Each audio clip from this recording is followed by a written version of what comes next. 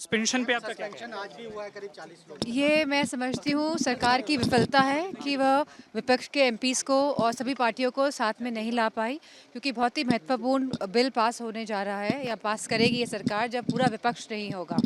तो यह सरकार की पूरी तरह विफलता है और ये बहुत ही अनडेमोक्रेटिक वे है सरकार का चलने का, सरकार के चलने का। और हमारा मानना है कि जो हमारे अपोजिशन पार्टीज़ की जो जितने भी एमपीज़ हैं उनकी मांग थी कि होम मिनिस्टर साहब आएँ और जो 13 दिसंबर को जो घटना घटित हुई है, जो एक नेशनल सिक्योरिटी इशू भी है, तो हम चाहते थे कि उसी पे ही चर्चा हो और साथ में ही जो इनिशियली 13 एमपीज़ को सस्पेंड किया गया था, तो उनकी बहाली हो।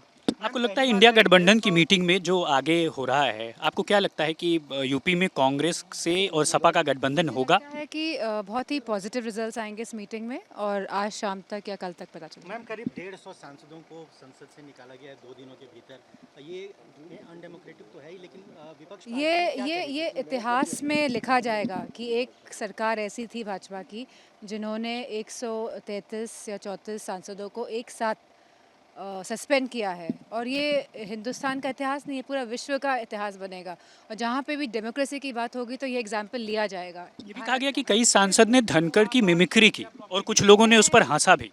हो सकता है कुछ धनखड़ साहब का हुआ हो ये किस्सा राज्यसभा में, मुझे पता नहीं है, लेकिन मास सस्पेंशन मैं नहीं मानती हूँ कि ये कोई भी सभ्यता को दर्शाता है। तो आपने देखा कि इस वक्त जो है डिम्पल यादव सीधे तौर पर ये बात कह रहे हैं कि सस्पेंशन को लेकर के जो कुछ हुआ है उसे उन्होंने अनडेमोक्रेटिक करार दिया है और साफ तौर पर कहा है कि हो सकता है कुछ लोगों ने धनखड़ की मिमिक्री भी की हो, लेकिन साफ तौर पर इस पूरे कार्यक्रम को और खुद के सस्पेंशन को बताया कि ये किस तरह से अनडेमोक्रेटिक है, लेकिन साफ तौर पर ये भी कहा कि जो इंडिया ब्लॉक की मीटिंग है उसमें बहुत सारे जो पॉजिटिव रिजल्ट्स हैं वो दिखाई देंगे।